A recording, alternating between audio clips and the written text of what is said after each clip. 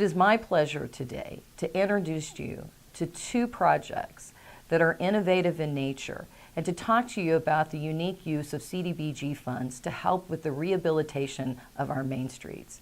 As you realize, our Main Street program is renowned as one of the best in the country. And we are continually looking for ways that we can take on more communities in partnership. And as you see that the changes that are happening along our main streets, it's certainly heartwarming. And so today you're going to see those examples and use those as an example to learn from of what you can do in your community and your region.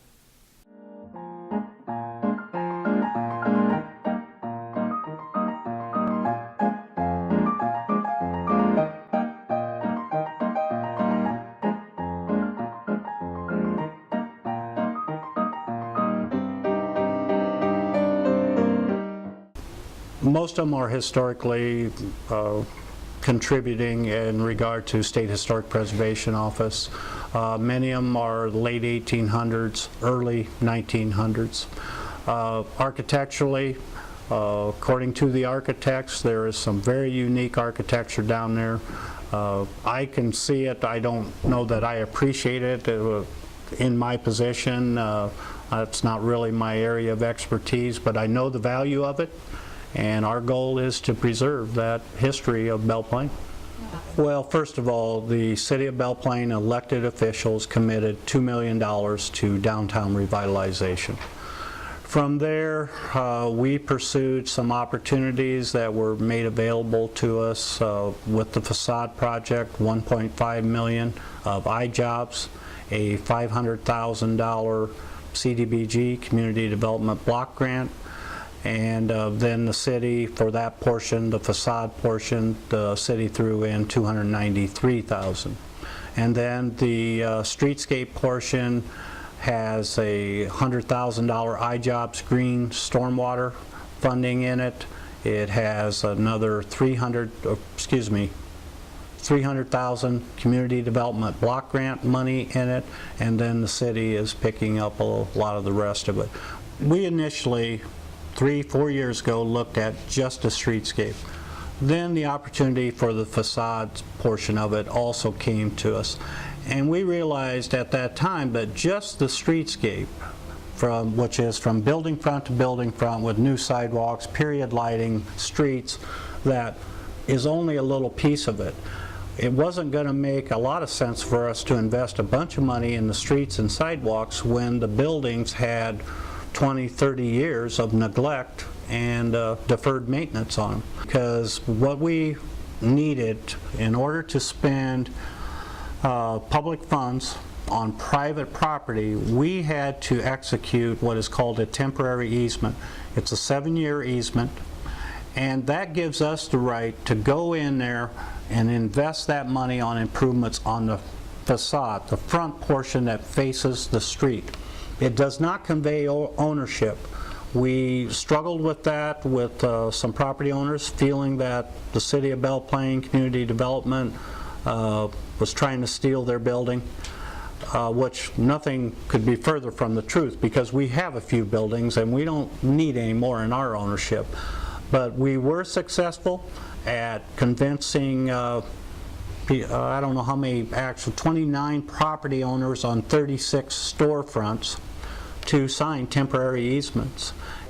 And they just felt the city had never done anything for people downtown before. Why now? What's different? Why now? Well, we had a different group of elected officials that realized that unless there was a public-private partnership, our downtown was absolutely going to fall down. And so it was an opportunity of a lifetime. We took advantage of it, and I think we're making it happen. Bill Daly and I were born in the same house 4 days apart. Okay, so I have known him for quite a while. And I know that when he said this is not something that is going to be a problem, to me it was very clear. I trust Bill because, like I say, we went to high school together, and I've got a great story about a football game, but we'll not go into that. But anyway, there was not a downside on it, because if I have to keep my front for 7 years or whatever that is, that's not a problem for me, because what it does is helps ensure that we have enough time to get the various types of legal documents that keep people from destroying a historically significant Main Street. And so I'm thinking that gives us 7 years of time to get those things in place so that we don't have someone putting a large television dish on the front of their building, or many of those kind of things. I've got a cracked window there, I've got cracked windows here. Nothing was insulated anywhere on the front of it other than what we had just done when we put in a little office space in the other room. But I think what is going to be as big a benefit that I didn't realize is I'm going to have transoms on over both doors that are operating doors. Consequently, May and October, on very nice months like that, when you can open the back door, open the transoms, I'm going to have cool air coming through here, and I'm not going to have to rely on air conditioning. And if I can get some ceiling fans in here additionally, then air conditioning might be something that is used very minimally. So that's what I see as an important thing. The lighting is okay that I have here now, but by taking the front off the building and opening up the glass, it's going to be the colors of the shoes, the leather, it's going to be better.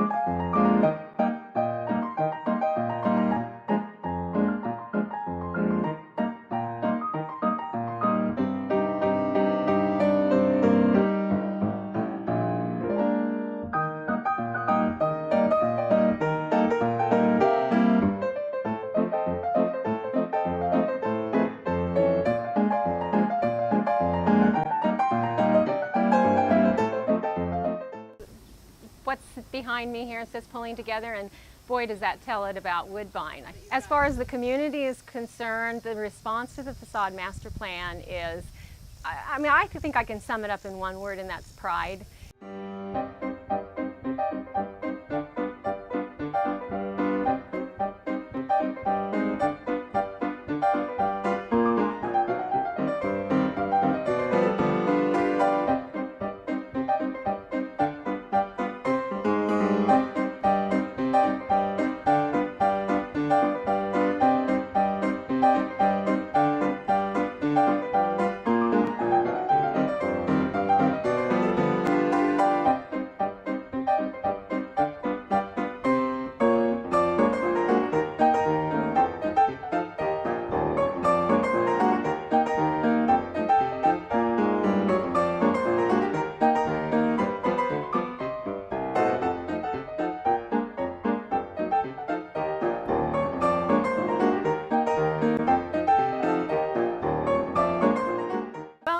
The facade master plan, the way it comes about, basically it's walking up and down Main Street, communicating clearly what the program is all about, and then going back and re-explaining that.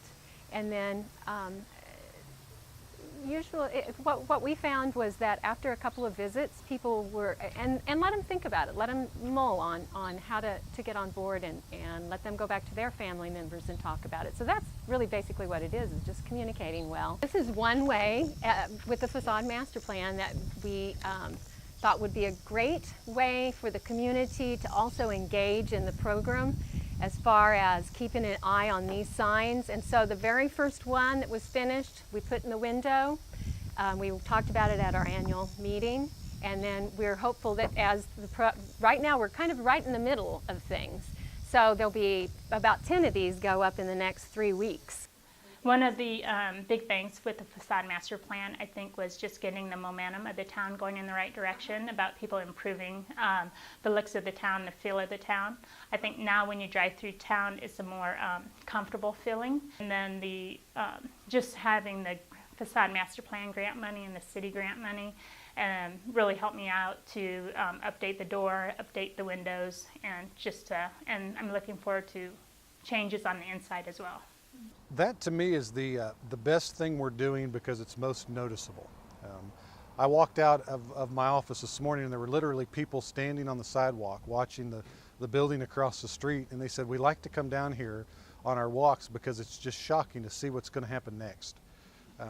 That has woken up the town, and they know there is a downtown down here. It's brought some people back, some of the building renovations and the restaurant. It's really reconnected people to downtown.